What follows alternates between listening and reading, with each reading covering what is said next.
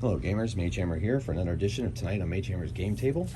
Tonight, I'm continuing my series of Skirmish wargame known as Grimdark Future Firefight series. This is the second in the series, and in this whole series, the main storyline is that there are, in the Sirius sector, a brand new planetary cluster has emerged or been discovered.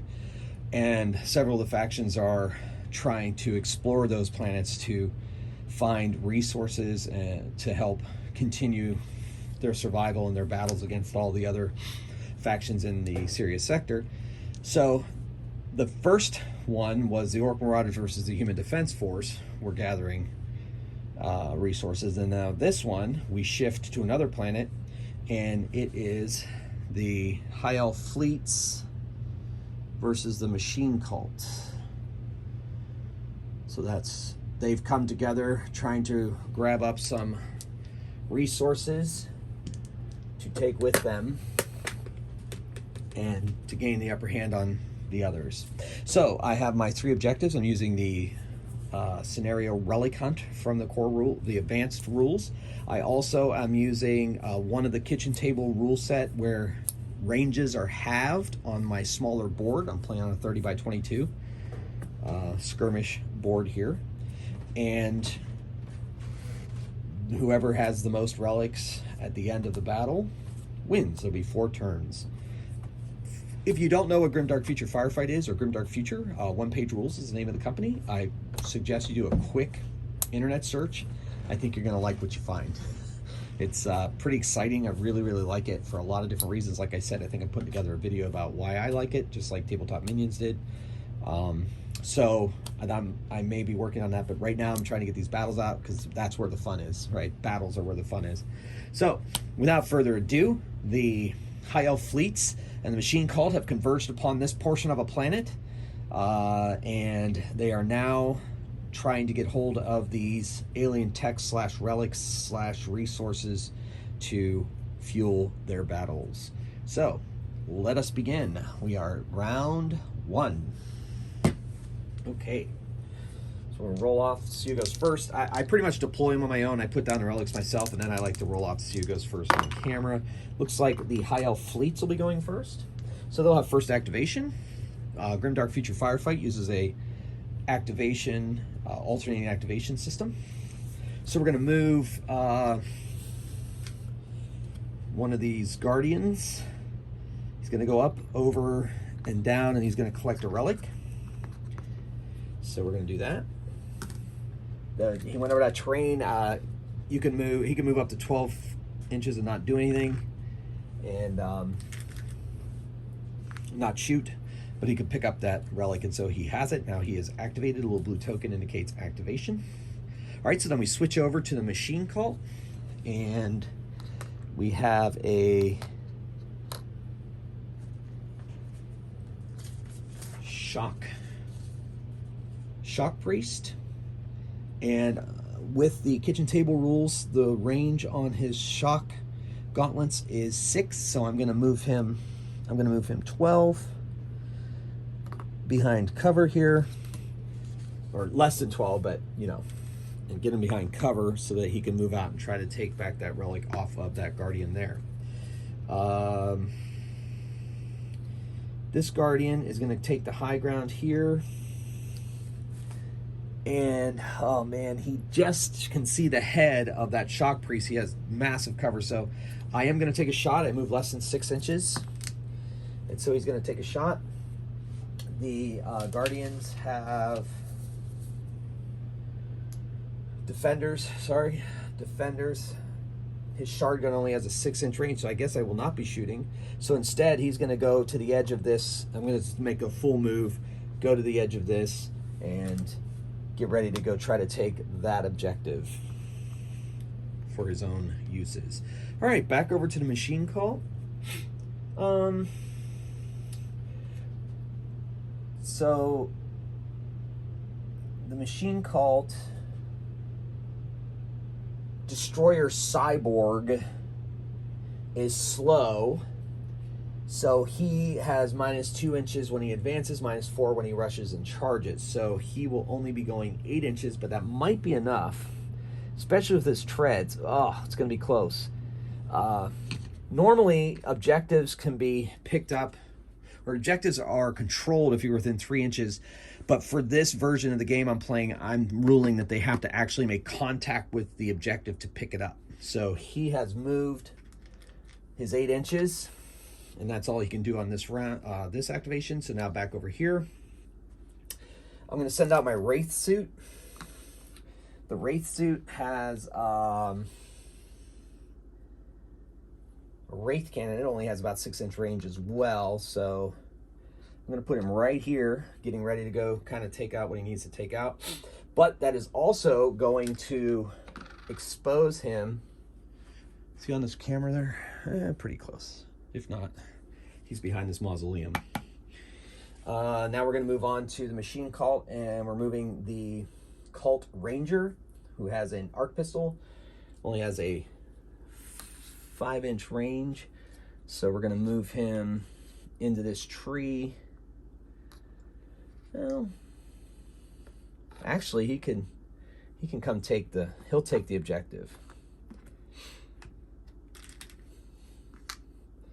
And so he has picked up a sample of what he needs to pick up. All right, and that brings us to the, well, I could take either the dragon unit with his fusion rifle. He has a 6-inch. I think I'm gonna move him out here 12 inches up to this wall. He's not gonna be able to shoot, but he's gonna get in a position to help support his defender teammates. Which brings us back over here to this sect infiltrator, and he's gonna move here, getting ready to try to take that objective. And then I'm going to move all the elven noble. Don't want to expose him too much, so he's going to move up into this ruin here to get himself a better vantage point for using his psychic powers. He is a caster, and I could have him cast some kind of defensive, but I'm not. I'm going to just put him up there, do that full move, and then we will see how that works. Oh, I forgot to do, he is a caster 2. So he has at the beginning of this turn, he had 2 caster points. So I will put these here. Are they on camera there? Yeah, I'll put the caster points. Yeah, I'll leave them there. If those get in the way, I'll move them. Those will be his caster points. You get 2 at the beginning of his turn. He's not casting any powers on this turn, so that's it. And then finally, the leader of the machine cult is going to come around to the corner of this wall here and help lend support to the shock priest trying to take that there. So that was the end of round 1. So we are now moving into round 2. And whoever finished activating first last time gets to activate first this time, which is the High Elf fleets. So, he, with his objective, is going to move here. Now, he's kind of out in the open, but he's trying to get hidden with his prize. So he has activated. Now over to the machine cult. All right, so seeing out of the corner of his eye and seeing that his opponent has that, he can move 4 inches because he's slow on those treads. He can move right here, and he's going to fire his gravity cannon at the defender. That probably wasn't the best move. I didn't really think it over, but that's perfectly fine because, you know, mistakes are happening on the battlefield. So he has 2 nasty weapons, one of which is a gravity cannon, which has 12-inch range, so he's well within. And he's also got a flamer, which is a 6-inch range, but I think, yeah, the Ooh, but the dragon is in range of the flamer, so he's going to split fire the flame on the dragon, which, you know, I guess that's appropriate. And then shoot his gravity cannon at this defender who is carrying the relic. All right, let's do the flamer first. All right, so the flamer is 1 attack but blasts 3. So if it rolls all hits become 3. Right? Blast, each attack ignores cover, so this wall is now ignored, and multiplied by X. But can't deal more than 1 hit per model. All right, so he's basically going to take 1 hit. Let's see if anything's within 3 inches. Okay, so he's actually going to splash on that guardian there too. All right. Okay, that's a hit. So he hits both of these guys, and the flamer has AP or 1 attack, no AP. So they both have to make a save. But each hit, yeah, so 1, 2, yeah. So Blast says each attack ignores cover, multiplies hits by X. So you got 1 hit, so that's 3 hits, but can't deal more than 1 hit per model, so each one has to save against 1. So the dragon, he saves on a 4, and he does. And the defender saves on a 5 and does not save. So he needs to make a wound test. And that's enough to kill him. So the flamer takes out that guardian. That defender. Okay. So that was good for the machine call. Oh no, now we gotta do the gravity cannon. Woohoo! Here comes the highlight, and that was already off to a good start. So the gravity cannon has 4 attacks. Rending, so on 6s, it has AP 4. And it gets rid of regeneration, but these things don't have regeneration, so these defenders. So he's hitting on 4s. And he gets 3 hits, 1 of them rending. So this one's AP 4, and these are 2 hits here. So we're going to save against the 2 hits first. And oof, that's not good. And then the rending one, he needs a 6 or better to save on that, and he does not. So he's at 3 wounds right now. Pretty much guaranteed he is going to go down. But still have to test it. 2, 5. He is just stunned. But that also means he drops his objective. So now it is there to be picked up. All right, well, the Wraith suit is not going to have that. So it's going to move 6 and fire his cannon at the destroyer cyborg. So his Wraith cannon has 3 attacks.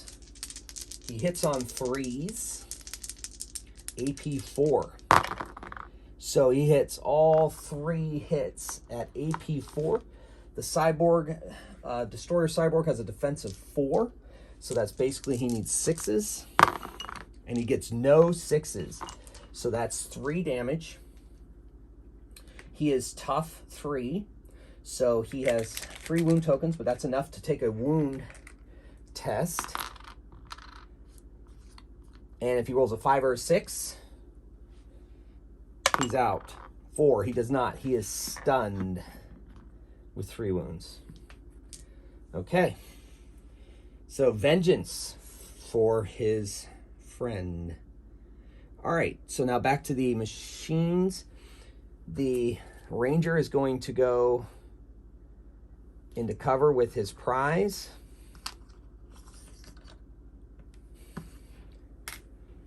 Treating with his prize, since that is the battle. Now it is the... All right, and this cyborg is going to charge and melee the cyborg destroyer. When stunned or hit by shooting or charge, small takes 1 wound instead of being knocked out unless it already has X or more wounds. So it already has X wounds. So it is removed instead of being knocked out unless it already has X or more wounds, which it does. So he comes over, finishes it off, puts his fusion rifle to the cyborg destroyer's CPU, and eliminates him from the game. Back to the machine cult. This sect infiltrator comes up and gets the objective.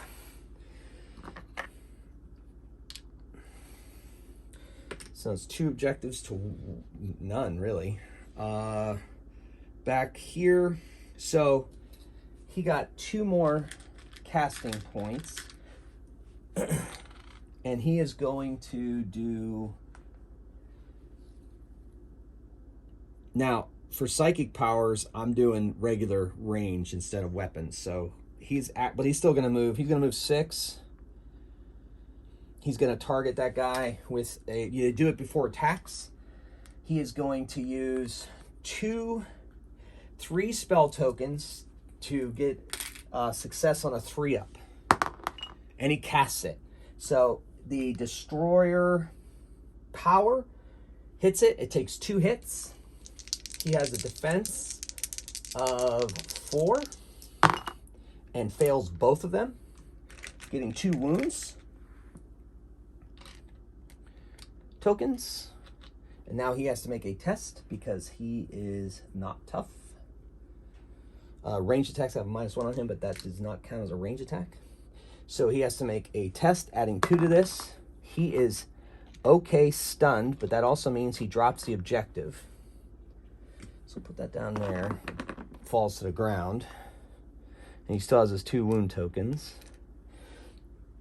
Then he's going to make an attack because he has a shard pistol, but that's 6 inches with my kitchen table rules. Just shy. So he can't attack that, so he's done. All right. So back to the machine cult. He's already acted, so we're going to go over here to the Shock Priest.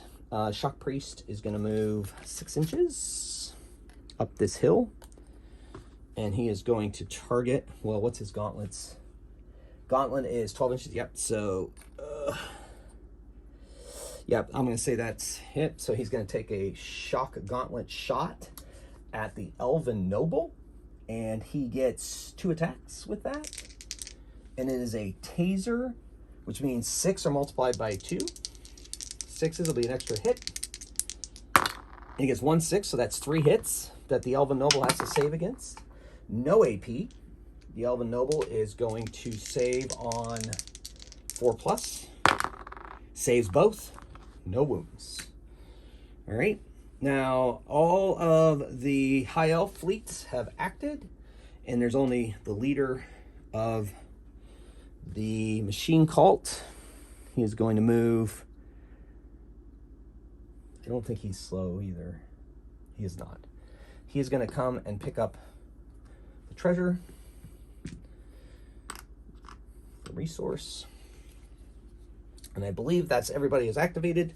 So we are now going into round 3 of 4 rounds. Will they be able to gain all of the treasures? Each of the teams. All right, so now we're going to go. He gets 2 more casting points. And it is whoever finished activating first gets to activate. So I'm going to stand him up, and he's going to grab the treasure. That's all he gets to do. Since he's in contact, it's an automatic grab in my house rules. So he still has his 3 wound tokens, and he can't move, so he is very vulnerable.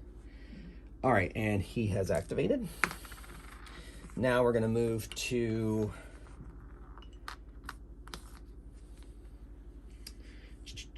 Machine Cult. They're going to activate their Stealth Infiltrator as well, because don't want to have a free kill. All right. Now the High Elf is going to fire his Wraith Cannon at their High Priest, trying to drop him. He gets 3 attacks with his Wraith Cannon at 6 inches. Oh, wait, let me check the range. He may have to move.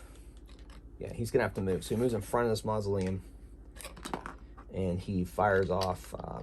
Now he fires it off. Hitting on 3s.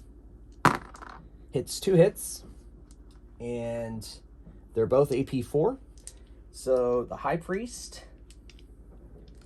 has to save on 6s. He does not save, that's 2 of them, but he's tough. So he is still A-OK.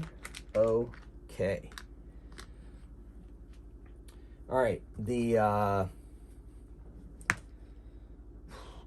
let's see.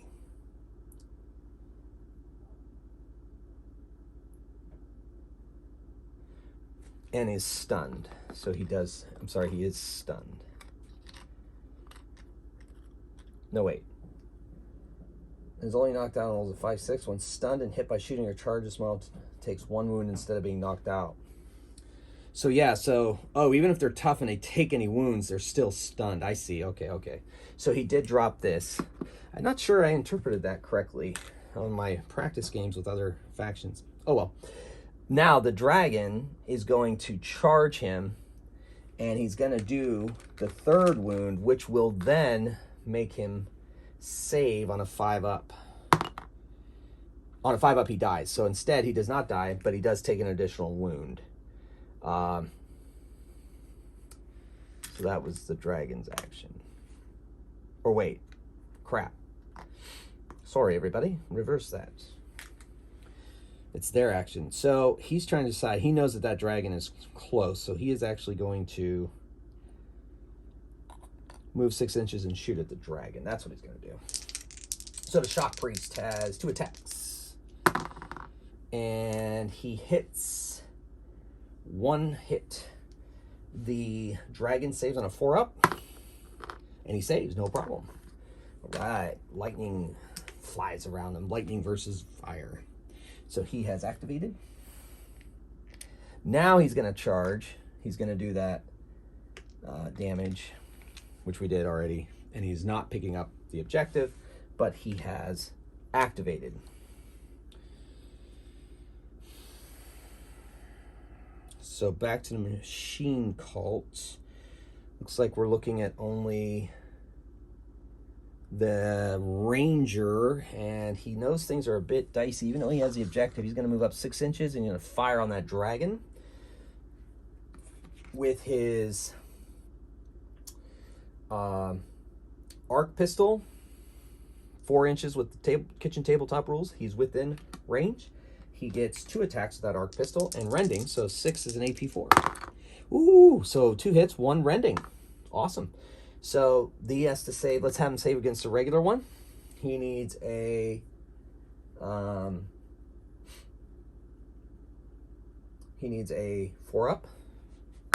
He gets it, saves against that one. Now he needs a 6. No, too bad that wasn't for that one. He needs a 6 and he doesn't get it. So he takes 1 wound. And he has to make a wound check.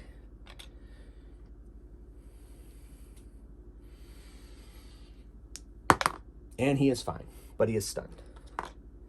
Okay. And he is activated. And so if I was playing correctly, neither of the leaders, so he's gonna unstun. And then this leader, he has a really good chance to take out the leader. So he's going to move here. Cast a spell because he has to cast before he attacks. He's going to spend all 3 of his spell points, and he hits on a 3-up. He's doing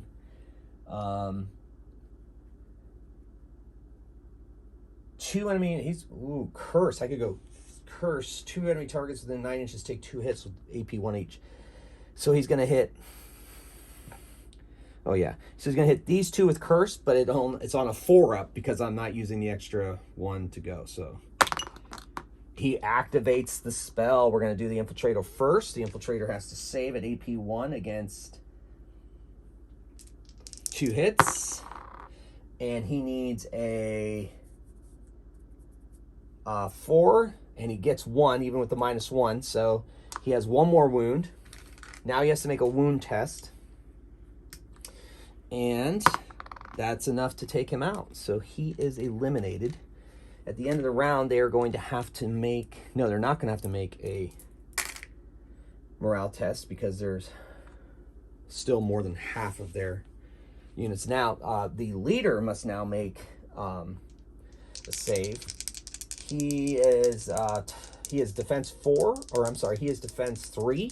So he makes these on 4-ups, and he makes 1 and fails the other. So that is yet another wound token, but that almost doesn't matter because they automatic. He's got to make another wound test. Oh, that's enough. The leader is out of action. Now they're definitely going to have to make a morale test at the end of this round. Things aren't looking great. And he now gets an attack, and he's going to shoot at that shock priest with his arc pistol. And he hits on 3-ups, and he gets 2 dice on that. They're rending.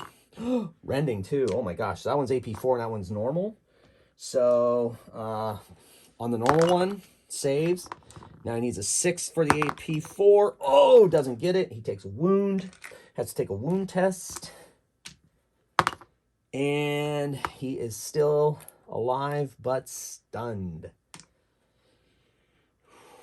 I think that's all the activations now. The team that finished activating first goes first this round, so that is the machine call. However, at the end of the round, before I go to the next round, they all have to make a morale test.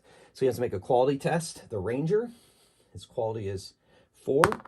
He makes it, and the shock priest, 4 or higher, he makes it. So they are standing strong. So they get to activate first. We're going to stand the shock priest up, because if not, it's a free kill. Now we go to them. I'm going to move him around here. Get him out of danger. Now, the ranger, he could leave the battlefield. Because, yeah, we're in round 4, by the way. I forgot to, this is the final round. He's pretty sure he's not going to be able to win this, so he's going to he's going to escape with what he's got. So he runs off and hides away, taking what he can from the battlefield. The Wraith suit will pick up that other one, and the High Elf fleets will win the day with 2. Oh, sorry, he leaves because he takes one of the resources with him. I guess the Shock Priest is still around. All right, let's finish this out. I was getting... Yeah. All right. So the next activation is, well, I'll tell you what, I will stand him up and he'll take this. So he has the second resource. Shock Priest has already acted. I mean, they're basically going to tear him to shreds, but we'll do it anyway. So we'll play it out. So the Wraith suit is going to fire off his 3 shots. He hits 2 of them. These are AP4. So the Shock Priest. Woo! He made both of them. Awesome. He's not going down without a fight. Nice. Okay. So then the Elven Noble moves back. He wants to keep within range of his arc pistol. Yeah, and he's going to fire his arc pistol at the Shock Priest.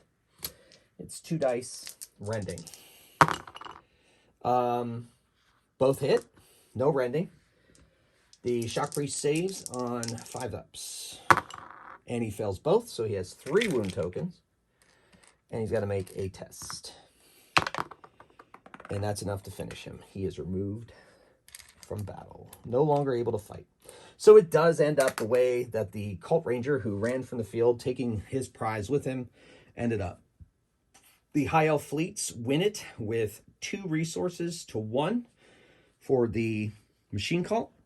And pretty handily it looks. Maybe the spell having a spellcaster, I think, was the turning point in that battle. Well, that is the High Elf versus the machine cult. Thank you for watching.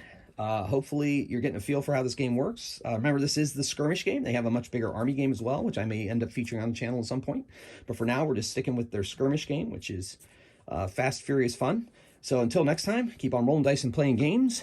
Magehammer out.